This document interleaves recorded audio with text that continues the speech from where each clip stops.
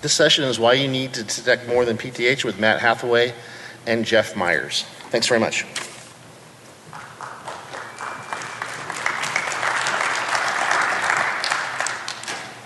Thanks. So just get started. Who are we? Jeff and I both work at Rapid7. I got into security from credit card anti-fraud solutions and moved in to banking, things like that, and eventually got to Rapid7. I've been here about 2 years. Jeff got into security really at Rapid7. We hired him for incubation on a product, and so that's where how we got to here, and really just quickly get into what we're going to go through today. Hopefully this is what everybody expected today. Really want to talk about how stolen credentials are going to be stolen, why you can be sure of that fact, then start to look at how you cannot detect them, how we failed at it, give you very specific examples, and then start to show you what characteristics, what data to look for, where you can get that data, and Jeff's going to go through a few scenarios, actually showing you credentials being used, various authentications, what those log files look like, what the text is, what to look for, and then why that's not enough. Really why you need to do more than just alarm every time you see a specific characteristic. So a quick primer, make sure everybody in the room, as I start to use these terms, is familiar with them. When we say Active Directory security logs, we're talking about those stored on the domain controller. Very central to the organization. Most of the authentication should be stored there. We'll show you that's not all authentications are, but very, very useful tool and important for auditing various reasons. Windows event logs, generally during this talk, we're talking about on the endpoint, on a server, the local to the system event logs, and those are actually quite a bit different from what's on the domain controller. Account impersonation, I'm going to use this term a few times today. This doesn't, it sounds like it implies bad, but this is a normal thing. It's switching from one account to another. There are a lot of legitimate reasons that you see account impersonations in your organization. Single sign-on services like Okta and that type of service. Machine account generally would log in as you. So that's an account impersonation. That's not bad. It's necessary for convenience. But also best practices, separate your domain admin account from their user account. They have to do an impersonation to authenticate as a domain admin. Windows management instrumentation. This is really just as simple as a management toolkit for endpoints to let you go on, make changes remotely from a local system. This is something that Rapid7, we have a lot of expertise, and you'll understand why I'm introducing that here. And then the second part of the primer is the real basics on pass the hash, and it's essentially a two-step process, right? Getting the hash on any system with LM and NTLM hashes being used. There are various reasons to try and stop it, mitigate it, whatever, but the fact is trying to grab it out of memory, out of a registry, various ways. There are different places to look for it. That's the first half. And then, of course, the second half is using that hash, of passing it.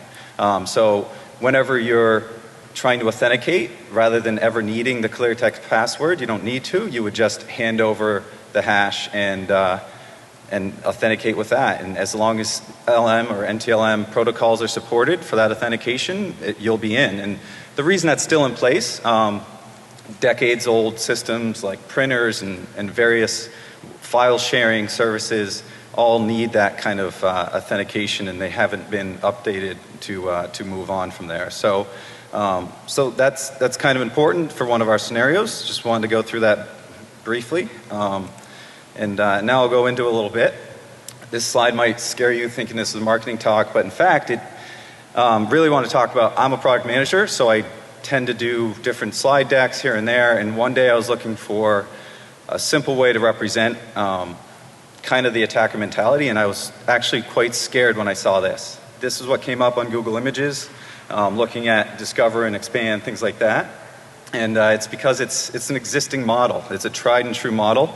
This isn't something that they just attackers just figured out, oh, well, let's figure out how to get in and move. It's just the common way to establish a base, get in, expand, and it's done in marketing, it's done in various businesses. So this model exists, it's a challenge, and it's also why I don't think it's just going to stop. It's not going to cease all of a sudden. So for those three different pieces, on the Discover side, we all know credentials are weak. It's been talked about a lot. Very convenient, so we continue to use them. Really hasn't been an alternative proposed. But we also don't work in a world where you can just put a stamp on it, like a condo key is supposed to have do not duplicate, and doesn't stop people from duplicating it. You can find places anywhere you want to just make you a copy. And so credentials are the same thing. All you have to do is hand it over and they can act as you. So that discovery side, stealing it, phishing someone, we all have seen phishing emails. They still continue to be successful today, very easy to do, and they're involved in almost every breach that comes out in some manner. So reach, the fact is it only takes one entry point, one area that you didn't protect well, one spot in the perimeter, or just one person to fall for a phishing email, click a link, one system that's not fully secure. Just need one, and that's it. That's to get in. And so that's another reason why credentials will be stolen, and those stolen credentials will be used. And so that's kind of scary, but anyway. And then the last piece is expanding. So Microsoft released a great guide on how to mitigate past the hash. And obviously you need to follow through with that. Any type of prevention is important, but it's unrealistic to think that you're going to mitigate it on every system in your organization for every account. There's always an exception. There are always legitimate reasons. Something was in a rush. This IT project needed to get done. Whatever reasons you want. Windows 8.1, they again did some great security improvements. Did things like make it so the hash is never stored on the system as long as they're a protected user. There are a few other things that they did, but again, you would have to have every system in your organization upgraded to Windows 8.1 to really stop my previous point of it only takes one. So because of this is again really explaining why we started down this path and tried to find ways to detect it, because we're convinced they will continue to be stolen and used. And so, along those lines, how to detect it. So, it is detectable, various ways, various types of use. Pass the hash is an example, someone just using a clear text password from a different system, who knows. But we'll talk about a central place where we started, most people start. And then last year there was a great talk on passing the hash, and at the end they went through a few ways that they were finding the characteristics on the box, showing what they did. So we built off of that, and that was very useful. But we also ran into a lot of snags. The fact is, every administrator looks suspicious because, as I said, it's best practice to, as a user, surf the web and then authenticate to your domain admin, do that impersonation before you do any secure activities, any sort of administrative activities. And so you constantly see these impersonations. Once you're trying to detect it, that adds to the challenge. And so along those lines, another snag we hit is you can't just rely on one characteristic, and that's hopefully what we'll walk through, and you'll see from the examples we have. A lot of legitimate activity ends up looking suspicious when you first look at it. When you specifically desktop admin, somebody who doesn't have domain admin creds, if they come over to my system, install Skype for me, they elevated the privilege, suddenly looks like I'm impersonating him. So that's legitimate, but it's really confusing when you first start seeing it in logs. So those are some of the challenges we'll walk through. Where did we start? We started in that on the domain controller, looking at the centralized logs. Every authentication is supposed to be there, every domain level authentication. The fact is, it only tells you some of the details. It tells you which asset, but only, as we'll show, to some degree. It doesn't have every asset involved in authentication. It tells you which count is exactly authenticating, but impersonations are kind of secret to you. Administrative functions, these are really good out of the audit logs, seeing when somebody's promoted to domain admin, seeing if various changes are done. They're added to a group, or someone changes configuration on a system. All of that is great, and that is, we still use that today to detect malicious activity. But what's bad is you don't have the origination account when there's an impersonation. You don't know details about what kind of remote authentication. It's kind of just the fact that it was on the network. You don't know which unprivileged account became the domain admin when that was authenticated. And you have no idea. It's a complete blind spot for local accounts, which may not be something that are supposed to be used in most organizations, but it's really hard from centralized logging. You can't tell if they're being used at all.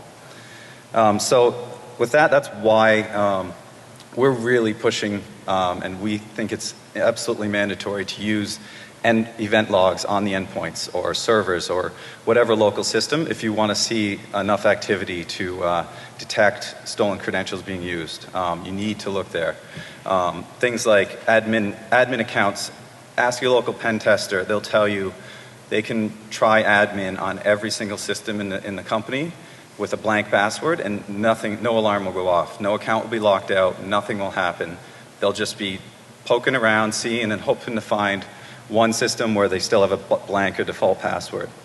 And so that's, if you want to see that, the event logs have that.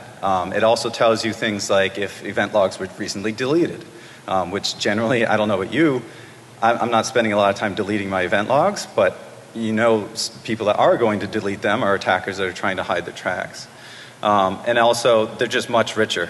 They have more data in the same events, maybe look like a duplicate until you start to look at more details around origination account, what type, as I said before, what type of networked authentication. So with that, I'm going to turn it over to Jeff, and he's going to have the fun of going through various scenarios. All right, thanks, Matt. For the rest of the main body of the talk, I'm going to be talking through a few different types of authentication scenarios and the types of information that are logged in the various sources, whether we're talking about the domain controller, we're talking about the source system, or the target system. In these particular scenarios and the test environment that I set up for building out this information, we used Windows 2008 R2 for the domain controller, and the source and the target systems are all running Windows 7. The event codes and the details that are present in the logs vary from addition of Windows to addition of Windows, so your results might vary slightly. So the first scenario that we're going to talk about is a simple connection of RDPing from one system to another. We're going to go from a source system, Lab Club 2 DC1, to Lab Club 2 DC2, but we're going to do an impersonation. We're going to switch from a user named Alice to a user named Bob. So this is an awesome eye test right here, but for the purposes of this presentation, what we're going to do is we're going to take these raw logs that are the XML output from Windows event logging, and we're just going to distill out the relevant bits and pieces out of this to summarize and present in these slides rather than dealing with the XML. One other thing to note here is that the logs that you get from Windows are very chatty, they're very repetitive, so like a single action can spawn multiple 4624s, multiple 4648s. In those cases, we just simplified and just picked a representative example.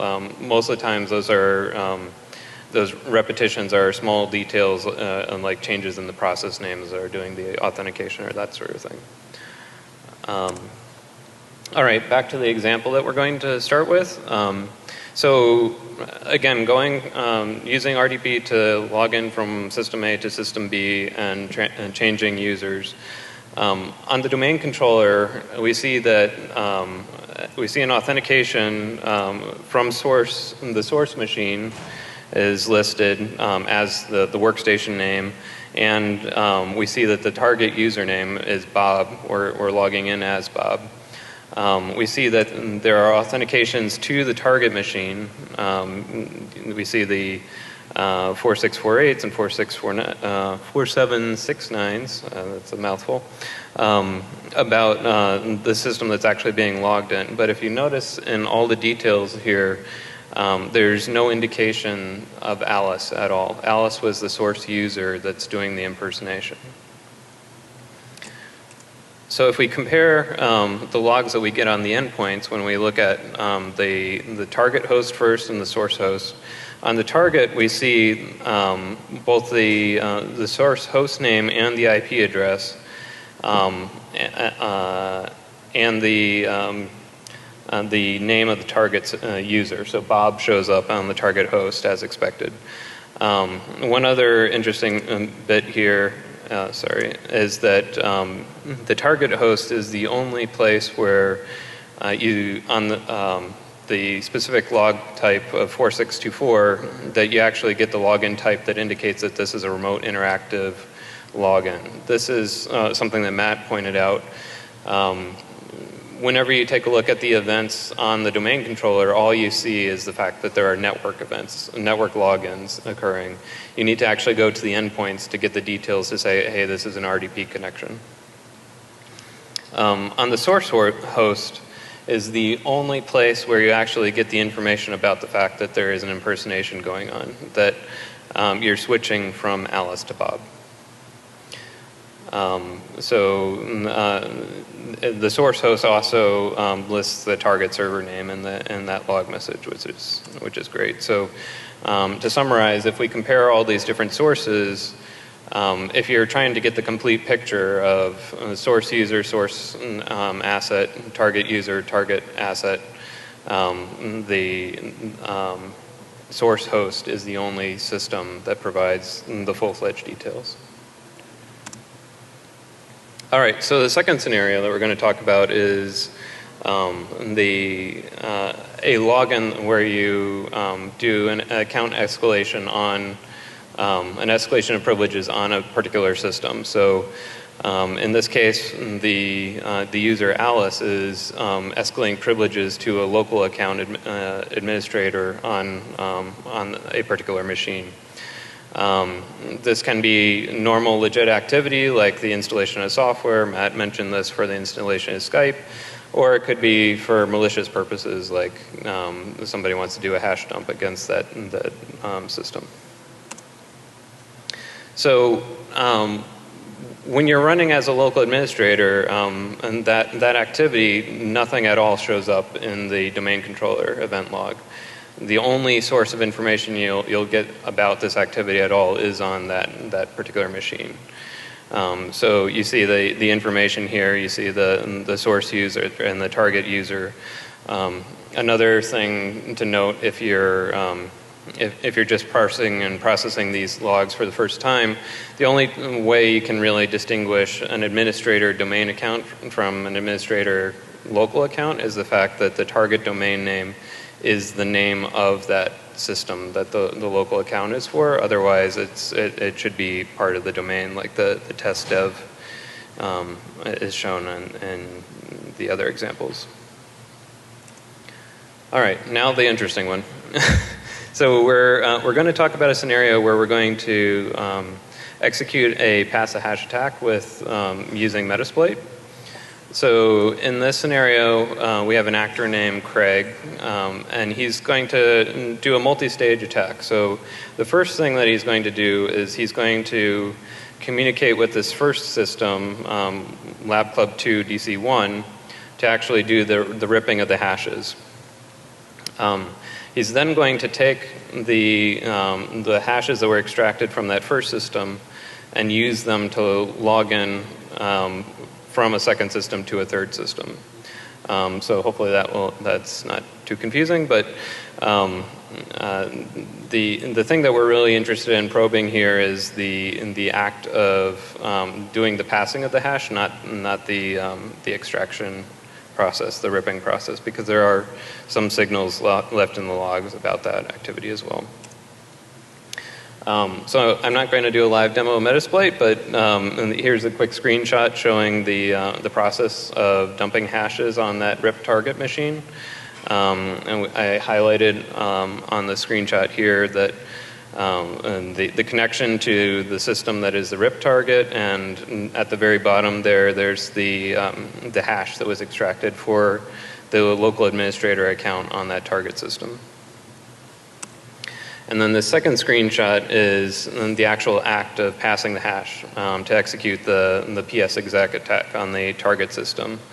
Highlighted in the screenshot are the target IPs, the specification of the local admin hash that we got from the first screenshot as the credentials to use, and the resulting access with the administrator account on that third system. So for those of you who aren't familiar with Metasploit or PS exec, what's happening here in the screenshot is that we're authenticating to the administrative share on that third system using the hash as opposed to an actual password.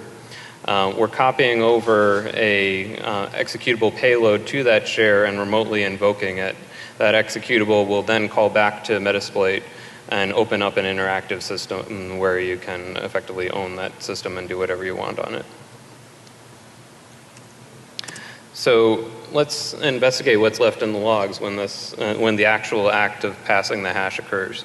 So when performing the login with the hash, we found this very surprising, that on the domain controller there's actually a trace left about the that is related to the RIP source. So nothing mentions either the second system or the third system, but it indicates something was going on with the host system where the hash was taken, even though this is potentially days or weeks or months after the actual dumping of the hash occurred. On the target system, there's a log indicating that there was an authentication from the source system. And there's also a suspiciously randomly generated workstation name that's provided by Metasploit by default. And you also see that the login process name is NTLM-SSP, which is the authentication that is used for authenticating to the Samba share. Also noteworthy in this scenario is that when the pass the hash actually occurred, Metasploit used its own implementation of the SMB protocol, so no events related to this login were left on the source machine at all. All right, so now we're going to look at two more scenarios which are similar to the pass the hash attack that we just went over, with slight variances that are based on legitimate activity. So and in this particular scenario, a domain user is authenticating to the administrative share on a target system using our own domain credentials. This could be a legitimate use, like a lot of enterprise patching software applies this process of copying the patches down to the administrative share and then executing the process to actually trigger the installation of the software, as an example. So when the mount occurs, the domain controller sees an auth from the source machine, but there's no information about the target machine. So you see that Alice, the authentication from the domain controller's perspective, the validation of the credentials just occurred on the source machine, nothing related to the target machine. On the target machine, we get the source IP address and the valid workstation name, as opposed to what we saw when we were executing with Metasploit.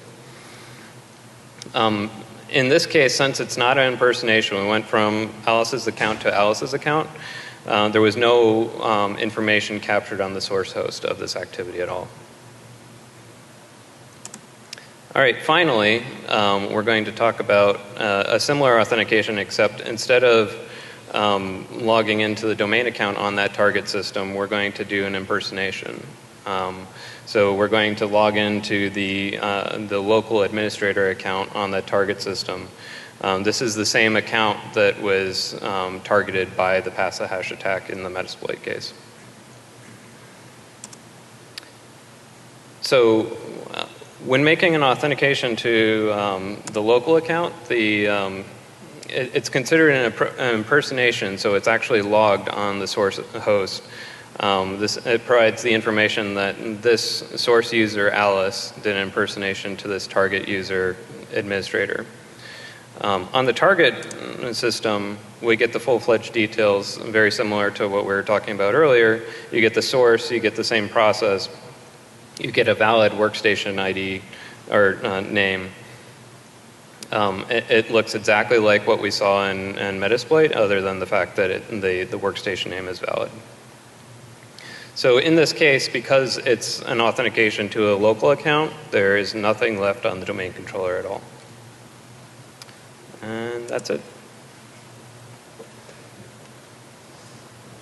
Thanks. Thanks, Jeff. So really what we went through here, this is a valid way to use the logs to build scripts. Hopefully you can take that back and try and detect these things yourselves. But our conclusion after going through all of this and seeing this activity, starting to track this kind of activity, was that you really also need to just understand what's normal in your organization and detect the differences. Because there's so much noise, there are so many, as we said before, legitimate activities that, as you saw, local accounts being used in general looks pretty suspicious. If you get those on the endpoint, that's great, but you can't just alarm every single time because then you'll just have too much noise to respond when it's truly a problem. So start to look for things. One good example would be the process being run, comparing the source host to known hosts in the organization. That would specifically work for the Metasploit pass-the-hash attack we showed. But if you could just spoof that, then again, you really need to know where specific users are authenticating to other systems from. Look at things like what user generally is linked to domain admin, which domain admin account. Even if your naming conventions make sense, sometimes you'll be surprised what you'll find. You'll fix a few problems, people misusing the accounts, but you'll also start to only alert when it's relevant, when you start to have an issue, a real concern. So that's really what we came here to talk about today. Really want to thank the Moose Dojo and the Metasploit team for helping us build out the lab and test through these scenarios. If you have any questions or you want the original raw logs that we generate through this, feel free to email us and we'll send that to you. Otherwise, we do have a little bit of time for questions right now if anybody has them.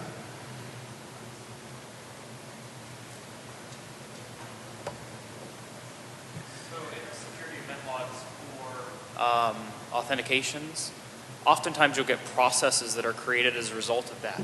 Do you see in your analysis of the logs anything interesting in the processes that are created as you log in across the network? So for instance, process logging, but there are several of the security event logs that include process logging in addition to user logins. Yeah, definitely, and that's an area where we're sort of trying to draw more conclusions from the process names. We are definitely capturing them, and it's just we need to take it further with analysis to see what sort of conclusions you can draw from the different scenarios and mapping them back to actual legit or non-legit user activity so that we can figure out what we want to alert on. But yeah, that's another very good source of information.